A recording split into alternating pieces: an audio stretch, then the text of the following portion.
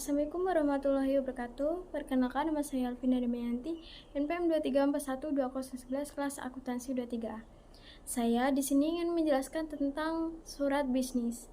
Surat bisnis atau yang bisa disebut sebagai surat niaga adalah jenis surat yang berfungsi sebagai alat komunikasi tertulis untuk berbagai kebutuhan bisnis.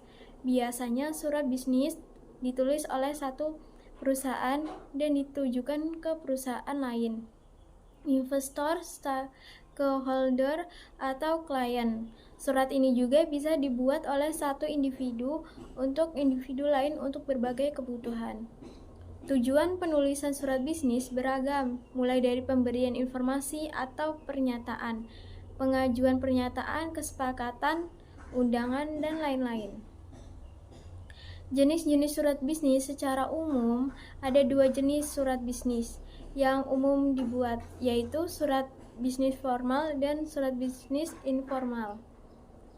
Surat bisnis formal merupakan jenis surat bisnis yang dibuat dengan tujuan yang bersifat formal. Dalam ranah bisnis, surat seperti ini biasanya dibuat ketika Anda ingin membuat perjanjian dengan investor, penyelesaian perselisihan, dan perusahaan lain, walaupun pemberian penawaran kepada klien.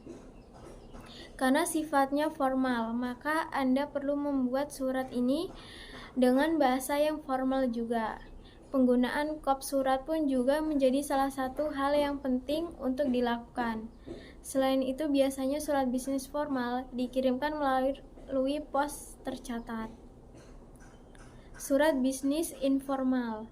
Surat bisnis informal merupakan jenis surat bisnis yang dibuat dalam rangka memberikan referensi kerja, ucapan terima kasih, serta memberikan penilaian karyawan.